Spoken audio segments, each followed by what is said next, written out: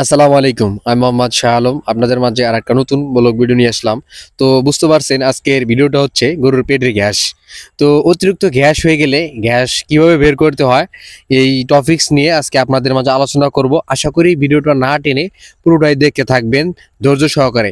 আর বিশেষ করে যদি ভিডিওটা ভালো লাগে অবশ্যই শেয়ার করে দেবেন যেন অন্য খামারিদের উপকারে আসে। তো আসলে গ্যাস হলে গরুর প্রাথমিক চিকিৎসা কি এটা আপনাকে মাথায় রাখতে হবে, যেহেতু সাত সাত ডাক্তার পাওয়া যায় না। আর যখন অতিরিক্ত গ্যাস হয়ে যায় তখন দেখা যায় গরু হঠাৎ করে স্ট্রোক করতে পারে, কারণ শ্বাসরোধ হয়। তো আমি আপনাদের দেখাবো গরুটা প্রথম অবস্থায় গ্যাস হওয়ার কারণে কিরকম ছটফট করছে। তো আসলে প্রাথমিক চিকিৎসা কি? এখন প্রাথমিক চিকিৎসা হচ্ছে পরিমাণ মতো 100 কেজি লাইভ ওয়েটে গরুর আপনাকে 20 গ্রাম আদা খাওয়াতে হবে। তো আদা খাওয়ানোর নিয়ম কি? আদা ভালো করে বেটে রস করে সেই ছাকা পানিটা, শুধু ওই পানিটা একটু লবণের সাথে পরিমাণ মতো খাওয়াবেন। পাশাপাশি জাইমোবেট বা এস্টোমাবেট, রুমেনাল, জাইম পাউডার পাওয়া যায়, এগুলো সচরাচর দোকানে পাওয়া যায়।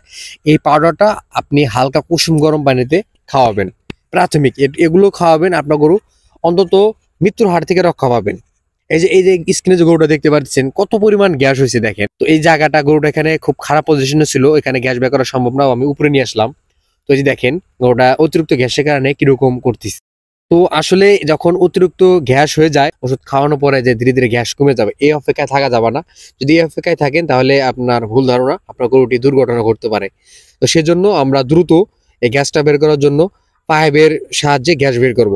তো পাইপের সাহায্যে কিভাবে গ্যাস বের করতে হয় খুবই অল্প সময়ে আপনারা দেখে থাকেন, আপনাদের আমি দেখাবো। তো পাইপে প্রথমে একটু তেল দিয়ে পিচ্ছিল করে নিতে হবে। নেওয়ার পরে তারপরে গরুটাকে ভালোভাবে ধরতে হবে।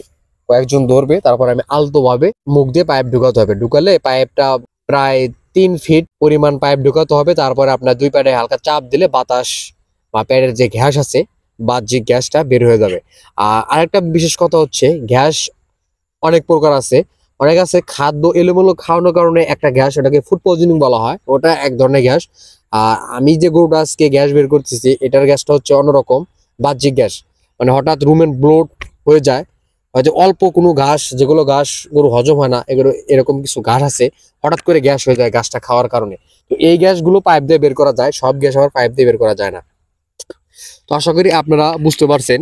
তো দেখেন কিভাবে আমি পাইপ ঢুকাচ্ছি, মনোযোগ সহকারে দেখেন। আমি আর একটা কথা বলবো, আপনারা যারা খামারি আছেন, তো এইরকম যখন কোনো গরু গ্যাস হবে আপনারা ওষুধের অপেক্ষায় না থেকে দ্রুত আপনারা ইআই টেকনিশিয়ান বা পল্লী প্রাণী চিকিৎসক যারা আছে, বা আপনি যদি আপনার বড় গরু হয়ে থাকে তাহলে আপনি প্রাণী সম্পদ অধিদপ্তরে যোগাযোগ করবেন।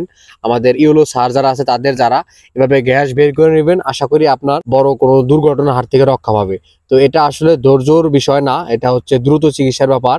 আর বিশেষ করে আমি যে পাইপটা ইউজ করছি বা আপনারা যেটা করবেন, আসলে এটা হচ্ছে গ্যাস সিলিন্ডারের যে সফট একটা নরম জাতীয় পাইপ পাওয়া যায়, গ্যাসের চুলার যে পাইপ, এই পাইপটা নেবেন। এই পাইপটা খুবই সফট আর এটা পারফেক্ট ব্যবহার করার জন্য, পেটের গ্যাস বের করার জন্য, যেহেতু জায়গাটা অল্প থাকে ক্ষত সৃষ্টি হতে পারে। তো এই পাইপ ব্যবহার করবেন, এই পাইপের সাথে গ্যাস ব্যবহার করবেন, আপনার গরুটি আঘাত কম পাবে। গরুটার আগের কি পরিস্থিতি ছিল, গ্যাসে মানে পেট ফুলে কতটা ফুলে গেছিল, আর গ্যাস বের করার পরে এখন কি পরিস্থিতি, এটা অবশ্যই আপনারা ভালোভাবে পর্যবেক্ষণ করে দেখবেন। সবাই সুস্থ থাকুন, ভালো থাকুন, আল্লাহ হাফেজ।